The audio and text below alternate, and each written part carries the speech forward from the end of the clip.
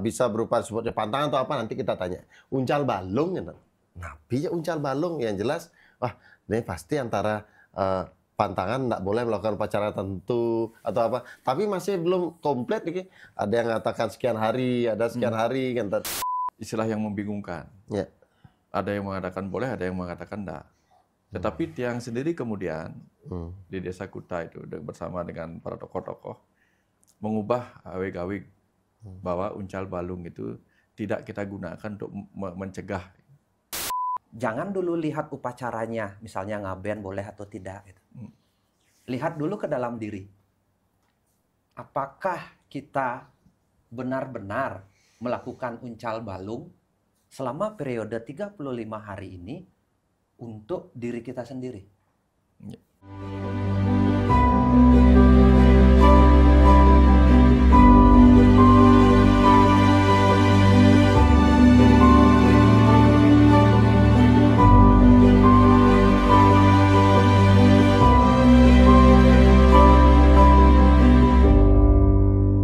Salam Rahayu Pak Putu. Rahayu Pak Surya, Pak Dokter. Rahayu Pak Dokter. Bajunya keren sekali Pak. Baju waras.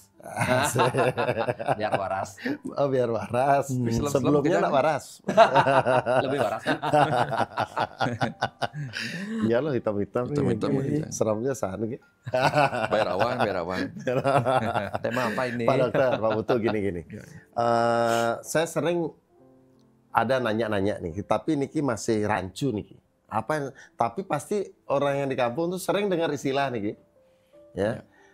Bisa berupa sebutnya pantangan atau apa nanti kita tanya. Uncal balung gitu. Napi ya uncal balung yang jelas. Wah, ini pasti antara pantangan nggak boleh melakukan upacara tertentu atau apa. Tapi masih belum komplit nih. Ada yang mengatakan sekian hari, ada sekian hari kan. Nah, kesempatan niki sambil lihat yang melajah. Betul. Napi ini ke uncal balung, Pak Dokter. Mau belajar. Simpel aja ya pertanyaan niki. Uncal balung ini kan napi, gitu. Apa pantangan apa napi gitu. Per definisi dulu ya. Iya. Kata uncal itu berarti melepas atau membuang. Balung ya tulang. Sehingga ketika ada periode masa-masa di mana orang itu membuang balung, melepaskan ini, artinya boleh disebut balung itu kekuatan apa tadi Pak Putu pernah sempat bicara tadi, sangkala tiga. Sangkala tiga sesuatu yang mengganggu lah. Energi-energi buruk lah membuang itu, maka pada saat prosesi membuang itu sebaiknya tidak diadakan upacara-upacara lain gitu. Dan itu dimulai dari, ini juga kontroversi nih, bukan kontroversi ya, ada perbedaan pendapat. Ada yang menyebutnya selama 35 hari dimulai dari Bude Kliwon Dungulan atau Galungan sampai Bude Kliwon Pahang atau Pegat Wakan disebutnya. Tapi ada juga yang menyebutnya itu dimulai dari Bude Pon Sungsang atau sebelum Sugian Enten lah kalau pernah tahu. 42 hari berarti? Ya, 42 hari. Sehari sebelum Sugian Jawa. Intinya adalah pada momen itu tidak diizinkan untuk mengadakan upacara. Makanya ada yang upacara napi. Banyak kemudian muncul persepsi Pak Putu. Tidak boleh mengadakan upacara ngaben. Sampai di desa yang di Kusa Kuta ini sempat selama sekian waktu ini 42 hari tidak diizinkan orang ngaben. Akhirnya karena persepsinya demikian, begitu ada warga yang meninggal, terpaksa diinapkan di rumah sakit. Sampai menghabiskan biaya 9 juta untuk nyewa di kamar mayat. 35 hari itu. Di kamar mayat Pak Putu. Kan lumayan itu. Biayanya lagi lebih besar di situ. Nah, kalau dulu gampang Pak Putu. Kalau mereka tidak bisa, mereka langsung mempendam di pertiwi namanya, dikubur, mekingsan di pertiwi, kubur tanpa upacara. Nah, jadi enggak apa-apa, enggak akan mengeluarkan biaya banyak kan. Tapi kalau mekingsan di kamar mayat rumah sakit ya lumayan. Tapi juga sebelum disambung, tapi juga ada, saya pernah terjadi di desa saya, ya itu tidak dititipkan di rumah sakit, tapi di rumah, dan itu pun sekian hari dia kemudian harus mentreatmentnya, harus ya kan pakai es segala macam. Kemudian orang yang datang kita harus siapkan sesuatu kan gitu, nggak mungkin konsumsi. Dan wah, saya lihatnya juga udah berat nih dalam artian karena hanya mengamati lah, hanya mengamati seperti itu. Makanya kemudian muncul istilah istilah yang membingungkan. Ya. Ada yang mengatakan boleh, ada yang mengatakan enggak. Tetapi Tiang sendiri kemudian di Desa Kuta itu bersama dengan para tokoh-tokoh mengubah awig-awig bahwa uncal balung itu tidak kita gunakan untuk mencegah. Akhirnya Tiang dapatkan sebuah sumber baru, sumber yang mengatakan bahwa apa? Upacara yang sifatnya perencanaan, nah, misalnya di Kibat tuh, ngaben itu kan macam-macam nih, ada ngaben ngewangun, ada ngaben yang kanistan gitu misalnya kan. Jadi ngaben yang direncanakan tentu akan panjang rangkaiannya, karena panjang rangkaiannya pasti kita akan pilih hari baik yang benar-benar mudah, tidak terganggu oleh kegiatan-kegiatan lain. Maka tentu kita akan hindari, kalau boleh direncanakan kan kita hindari, misalnya bangun rumah. Ya, sudah tahu bangun rumah, jangan bangun rumah di musim hujan kan? Gitu. Betul. Nah, dihindarilah hari-hari di mana ada uncal balung. Kalau kita melihat konteksnya, uncal balung itu antara Galungan dan Kuningan dan seterusnya sampai Pahang itu kan kebutuhan upacara itu upacara banyak. Sehingga karena kebutuhan banyak, ada yang odalan juga dekat-dekat Galungan atau setelah Galungan kayak di desa-desa tertentu itu kan barang-barang jadi mahal. Kalau barang-barang jadi mahal, satu, kita akan sulit mendapatkan barang karena langka, dua, mahal.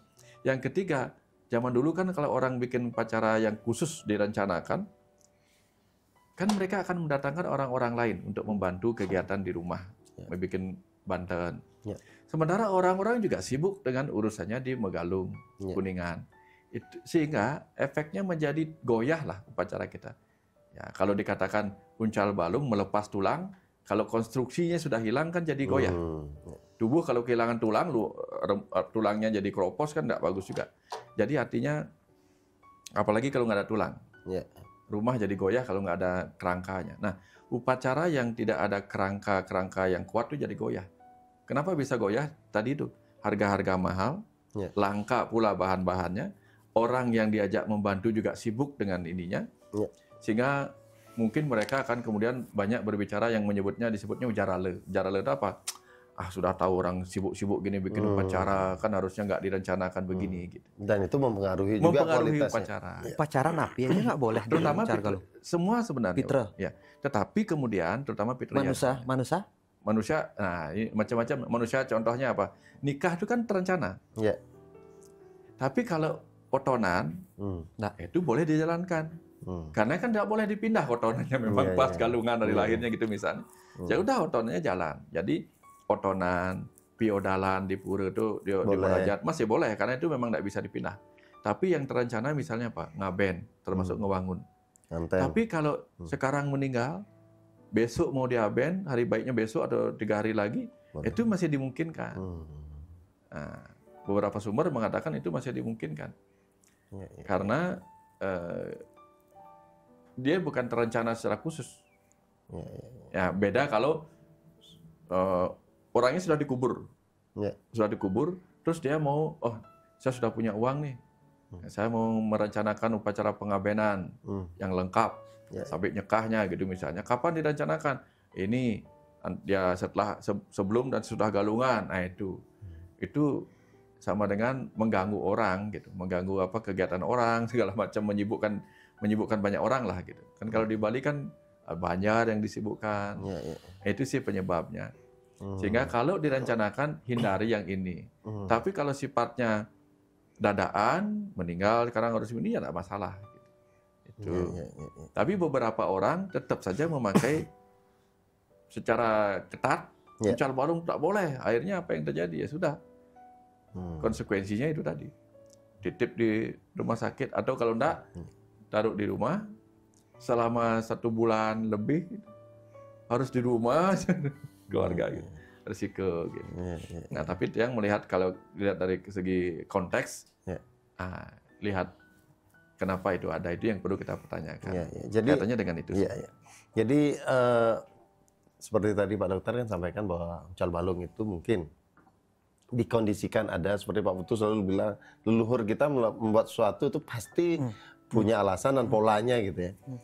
Dan hal yang paling masuk akal ya tadi itu, bahwa di saat-saat itu ya, di jarak itu Galungan, Kuningan tadi secara material itu akan jauh lebih susah nyarinya, lebih mahal, tenaganya juga sama, sehingga apa dibuatlah itu. Tapi itu lagi balik lagi, bagaimana sepuh kita zaman dulu itu juga selain membuat aturan selalu ada fleksibilitas di sana, solusi-solusinya kan. Tan idah kena paksa ada pun solusi gitu. Nah, seninya di sana. Nah, Pak Putu ada pengalaman sejenis ataupun ya tetangga atau apa, atau punya pendapat tentang itu kira-kira? Uncal balung. Dari apa yang disampaikan oleh Pak Dr. Mustiko tadi, saya ada pandangan baru, mungkin baru kepikir gitu, karena ternyata dalam sekali. Terus dalam sisi lain itu membuat terjadi kontroversi. Kalau saya ngelihat kenapa sih ada uncal balung ini gitu, kita nggak tahu, karena sudah terjadi sebuah pola yang begitu lama terjadi. Tapi kalau saya masukkan ke rasa, ke hati gitu, yaitu menyucikan hari selama 35 hari itu, dari Galungan sampai Budo Kliwon Pahang itu, istilahnya menyucikan hari. Nah, diharapkan tidak ada upacara acara atau kegiatan yang bersifat tanda kutip letah mungkin ya, atau kotor gitu. Nah, ini kan upacaranya. Saya setuju cara berpikirnya bahwa ada hari selama 1 bulan kita harus membersihkan energi. Itu niatnya luhur dan mulia bagi tiang Pak Dokter ya. Niatnya benar-benar luhur dan mulia dalam 1 bulan itu. Tapi jangan dulu lihat upacaranya, misalnya ngaben boleh atau tidak. Gitu. Lihat dulu ke dalam diri. Apakah kita benar-benar melakukan uncal balung selama periode 35 hari ini untuk diri kita sendiri? Sudah belum kita, kalau dari persepsinya Pak Dokter, menjaga kemurnian hari atau kesucian hari? Berarti kita dikasih waktu 30 hari untuk belajar dalam 6 bulan. Kan 6 bulan itu Galungan ketemu Pak Dokternya, 6 bulan Bali. 1 bulan kita untuk dibuat untuk memiliki energi suci dan murni dalam periode Galungan sampai Budo Kliwon Pahang ini. Nah, dari perspektif itu saya sangat menghormati leluhur kita, menghormati ternyata dalam 6 bulan itu 5 bulan kita, mungkin dulu 5 bulan kita berkarya, 1 bulan kita menyucikan diri.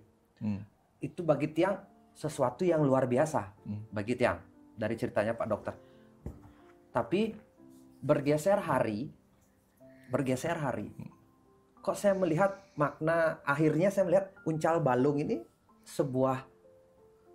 sebuah tradisi yang hanya ngambil pola yang tadi itu aja. Sing tadi ngaben, sing tadi kegiatan ini, ini. Padahal yang inti, unteng, malah tiang ngelihat tadi bahwa menyucikan pikiran kita selama 1 bulan. Dan kalau kita sanggup sebenarnya melakukan itu, indah sekali Pak Dokter. Tapi selama 30 hari, tidak semua orang bisa melakukan itu. Dari diri pasti. Tapi kalau kita kuat melakukan itu sangat bagus sekali. Begitu juga kalau kita lihat dari dalam, kita lempar sekarang keluar Pak Dokter. Upacara gitu. Dihindari bagus untuk menjaga kesucian hari. Tapi ketika terjadi sesuatu, sebuah kedukaan misalnya, apakah itu kita niatkan terjadi kedukaan? Kedukaan pun adalah proses untuk menyucikan diri. Akhirnya menjadi ngaben dan bersih dan suci itu kan duka dulu, akhirnya menerima, habis itu baru kita menyucikan pikiran, kan begitu proses ngaben itu istilahnya. Nah, kedukaan itu ya tiang sebagai anak muda lah, baru usia 40 tahunan, ya harus kita melihat dari sudut pandang baru. Jangan sampai kedukaan itu dia sendiri menerima duka itu, tapi kita di satu lingkungan menjadi suci di balik duka orang ini. Makna uncal galungnya akhirnya hilang. Menurut saya makna untuk menyucikan hari dan menyucikan diri selama 30 hari itu kemungkinan hilang maknanya. Karena kita sebagai manusia pawongannya ini, hubungan antara manusia dan manusianya tidak terjadi. Di mana satu pihak ada kedukaan, ada orang yang meninggal, tapi kita tetap menjaga kesucian. Kita bisa tetap suci dengan membantu sebuah kedukaan, bahwa kehilangan itu. Nah, ini filosofi atau sudut pandang cara berpikirnya. Dan sekarang saya tidak berani karena saya bukan menggalening desa, bukan adat dan sebagainya. Dan ini mungkin persepsi baru. Bisa saya berpikir ini bisa dibicarakan cara berpikirnya ini. Karena kita harus menemukan makna dulu. Saya tadi awalnya ya di kampung dengar uncal galung gitu. Tapi setelah Pak Dokter menjelaskan, saya langsung mendapat sesuatu. Oh, hari menyucikan diri selama 35 hari itu. Kalau menyucikan diri ya itu tadi. Ke dalam kita sudah, siapa tahu setiap hari kita menceki, melakukan pikiran buruk selama 30 hari. Tidak suci hari itu. Kita bersama misalnya di satu desa melakukan itu, walaupun tidak ada ngaben tapi suci nggak hari itu. Letah semua, siapa tahu, kan kita nggak tahu dalam tanda kutip berpikirnya itu Pak Dokter. Kita semua yang harus melakukan itu. Makanya ketika ada sesuatu yang tidak terduga, kedukaan, sakit, atau apapun yang berbentuk mendadak dan membuat itu kedukaan, saya pikir kedukaan itu pun bisa dirubah menjadi sesuatu yang suci jika diniatkan dengan baik. Jadi segera disucikan kembali. Ya, dibersihkan kembali dengan niat suci.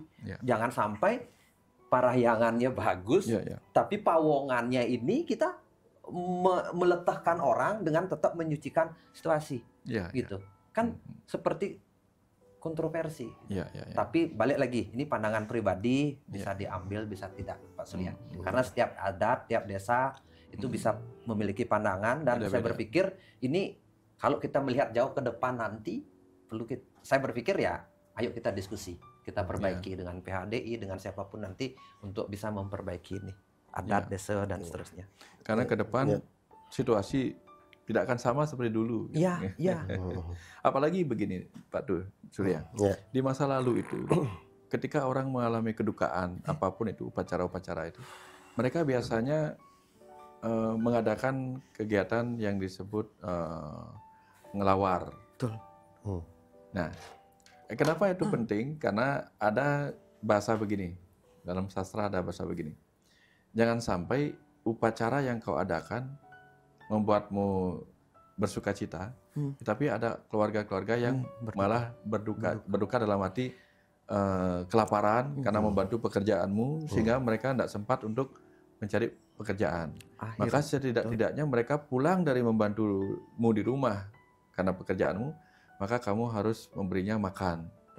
Maka dulu ada lawar. Waktu kakek saya meninggal, saya masih kecil itu, kita ngelawar penyu zaman itu. Kalau di desa-desa mungkin ngelawar babi. Pertanyaannya, kalau setelah penampahan itu banyak babi yang dipotong, dan di masa itu tentu tidak mudah mencari babi, sudah banyak pesta-pesta babi di penampahan, lalu ngadain upacara yang terencana yang membutuhkan nampah-nampah babi lagi, nampah celeng balu lagi, kan jadi kesulitan lagi itu. Dan ketika akhirnya udahlah kita ngadain upacara tanpa nampah ini, mulai orang-orang membantu dan tetap kelaparan. Mulai lagi goyah, uncal balung, goyah karena kerangkanya tidak ada lagi. Betul. Karena yang berpikir, akhirnya saya coba ya berpikir 50 tahun atau 100 tahun yang lalu lah, 50 tahun lah. Tahun saya belum lahir itu, tahun mungkin 70-an itu. Atau tahun 60-an. Mungkin saja uncal balung itu tidak seperti hari ini. Kalau dilihat dari maknanya. Tetap ada, ketika ada kedukaan itu akan berjalan, tapi saya tidak tahu. Tapi saya berpikir kalau dari maknanya seperti itu, saya tangkap Pak Surya. Kita saja takut aja kalau bisa itu mengalami perubahan karena dogmatis itu terjadi, sehingga hanya sekarang muluk itu gitu. Coba kita gali dulu, jangan dari muluk itunya. Masuk ke intisari makna uncal galung itu loh. Uncal galung itu apa yang bisa dilakukan? Karena saya melihat hari suci itu luar biasa. Tapi maknanya harus dalam kita dapat. Jadi momen itu atau jeda itu mungkin banyak menjadikan satu pemahaman kan gitu. Betul. Satu sisi dipahami dengan bagaimana secara realita jeda itu adalah bagaimana supaya memaksimalkan situasi. Siapa tahu mirip kayak bulan puasa 30 hari. Hari sucinya itu kalau Muslim. Ya, atau di sisi yang lain adalah itu tanda kutip retreat lah. Gitu. Retreat selama 30 hari. Selama 30 hari. Tapi, ya. Betul. Bagaimana? Tetapi ya di balik itu juga kita tetap menyisakan ruang untuk empati jika ada situasi yang mendesak atau seperti kematian. Kematian 30 hari kalau kita tunda itu biayanya sudah kedukaan, terus masalah biaya dan seterusnya. Kalau orang punya kan tidak ada masalah. Kalau tidak punya, ketika Anda tidak punya, terus akhirnya mereka endingnya bisa aja ngaben di luar akhirnya. Ada peluang nggak orang ngaben di luar atau di mana namanya? Kremasi. Ya, memungkinkan kan akhirnya. Nah, ketika itu bagaimana terkait dengan itu? Kalau kremasi kan memungkinkan sekali kan gitu dalam artian ya karena tidak ada. Kremasi sangat terbuka dengan hal-hal seperti itu. Bahkan di desa adat sendiri, terutama di Kute misalnya, tergantung kepada siapa dia bertanya, kepada sulinggihnya. Ada sulinggih yang memang membolehkan, tidak masalah. Jadi pada dewasa itu hari baiknya itu di antara 1 minggu. Ya, maksimal seminggu itu boleh, di antara itu pasti ada hari baik gitu. Kalau yang sulinggih yang tidak berani keluar dari konteks uncal balung, dia tidak akan mau. Selesaiin dulu sampai pegat wakan baru boleh, ada yang begitu. Nah, tapi yang pernah dengar Pak Tu, di tahun 78 ketika Eka Dasaludra Pacara di Besakih, itu dibangkitkan kembali uncal balung. Karena memang berkaitan dengan Eka Dasaludra. Bahwa setelah selesai Eka Dasaludra, dihidupkan terus, mungkin. Nah, itu yang Pak Putu bilang 50 tahun yang lalu atau berapa lebih itu kan. Ya, kita kan tahu apa yang terjadi. Harus kita gali awal mulanya apa yang terjadi. Tapi sebelum itu lontar-lontarnya memang ada. Lontar-lontar tentang uncal balung memang ada.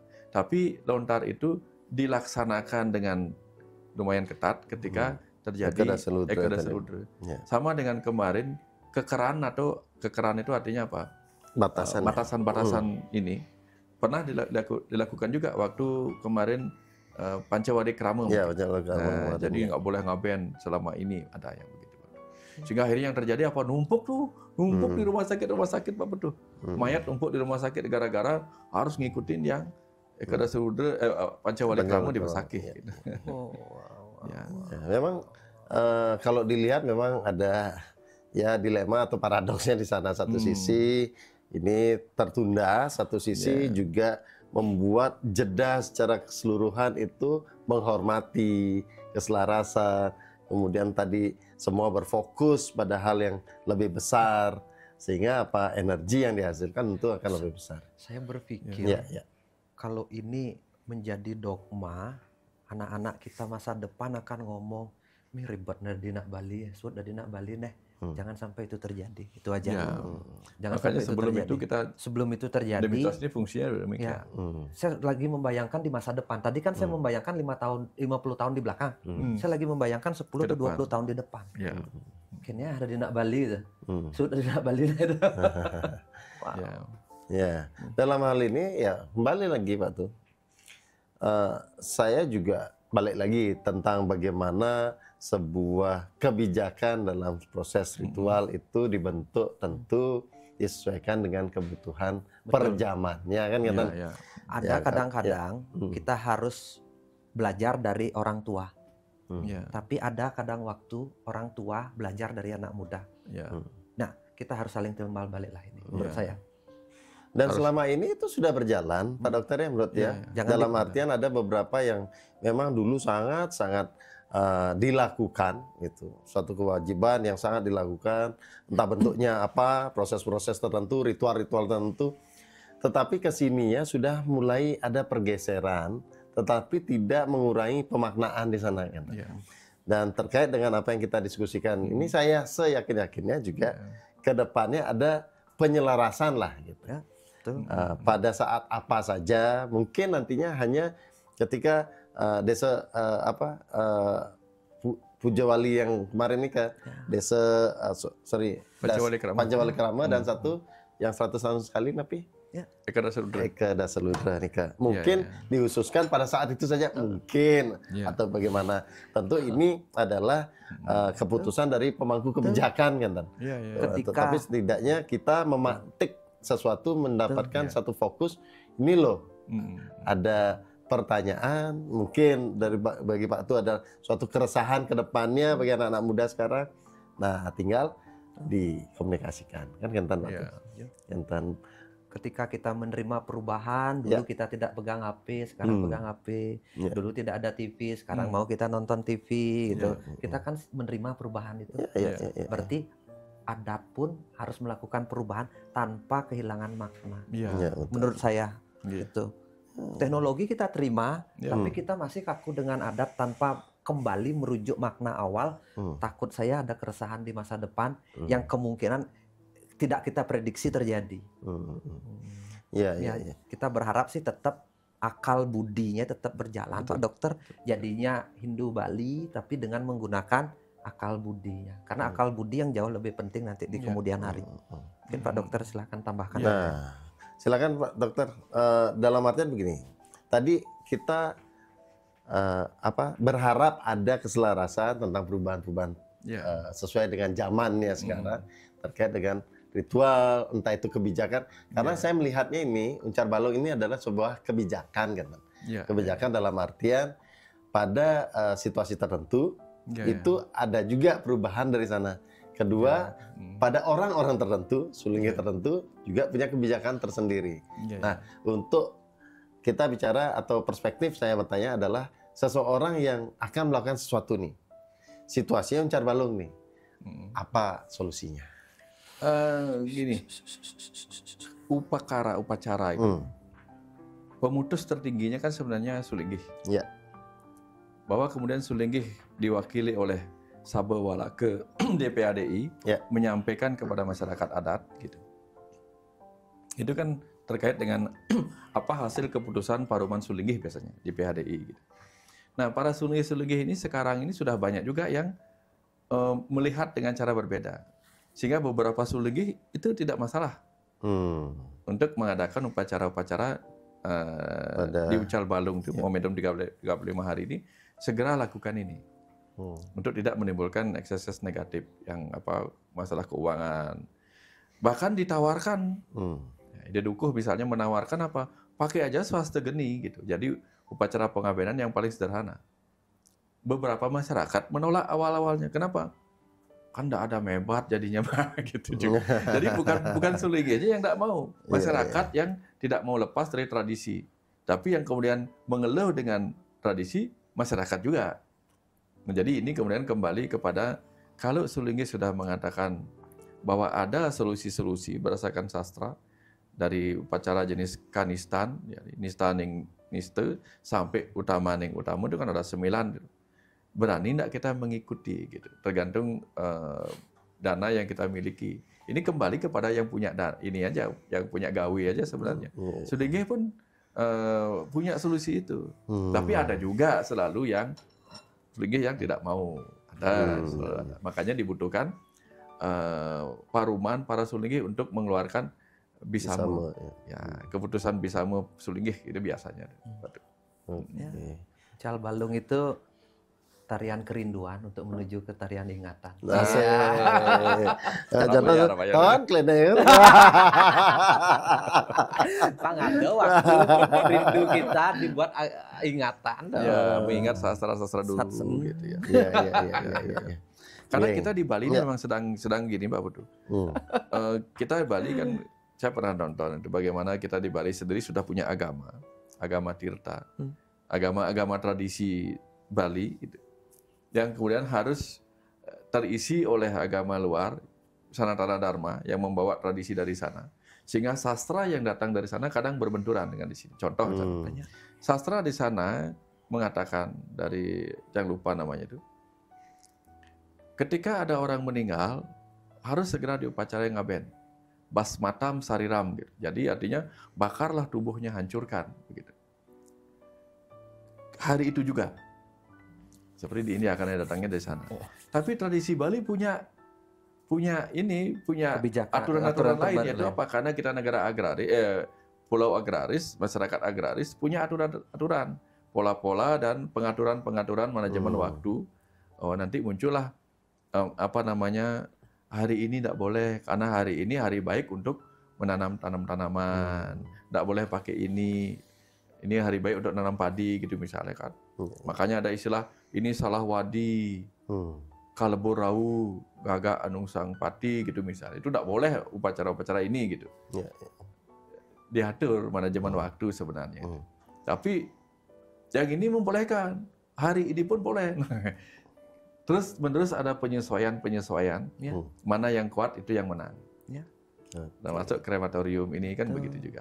Berarti yang kekal perubahan kan? Perubahan yang kekal. Sebelum ada agama Hindu, kita agama Tirta kayak gitu. Jadinya kita memuja, bukan memuja sih, menghormati tanaman, menghormati gunung, menghormati sungai, menghormati alam lah. Jadinya Tuhan itu mewujud sebagai alam semesta ini. Kembali yang tertarik sama yang disampaikan Pak Putu. Bagaimana anak-anak kita ke depan? Dengan situasi seperti ini. Maka pada akhirnya apapun yang kita bicarakan ini tentang ucal balung, tentang padewasan dan sebagainya itu, memang pada akhirnya akan kembali kepada desa adat itu sendiri. Tapi yang terpenting adalah, ini penting nih buat desa adat nih, karena dia kebetulan juga di Sabo Desa Adat. Dulu pernah jadi penyarikan beberapa periode gitu. Yang sangat berpikir untuk ke depan juga. Langsung yang terjun dalam proses pembuatan awik-awik bersama beberapa tokoh di Kutai. Di situ dia yang berpikir Pak Putu, desa adat harus bisa memikirkan hal seperti ini. Karena kalau desa adat itu sampai membuat situasinya terlalu rumit, sampai muncul pemikiran seperti itu, satu kita akan kehilangan anak-anak muda yang harusnya meneruskan tradisi ini. Itu yang pertama. Yang kedua, mereka mungkin akan mengikuti tradisi. Karena faktor ngayah yang harus itu. Ujung-ujungnya apa? Ujar ale. Muncullah dalam hatinya pikiran yang buruk. Upacara yang disertai banyak pikiran-pikiran buruk dari warganya yang tidak ikhlas, tidak ada artinya. Bahkan ada cerita dalam Aswamedha Parwa, di mana ada Aswamedayatnya.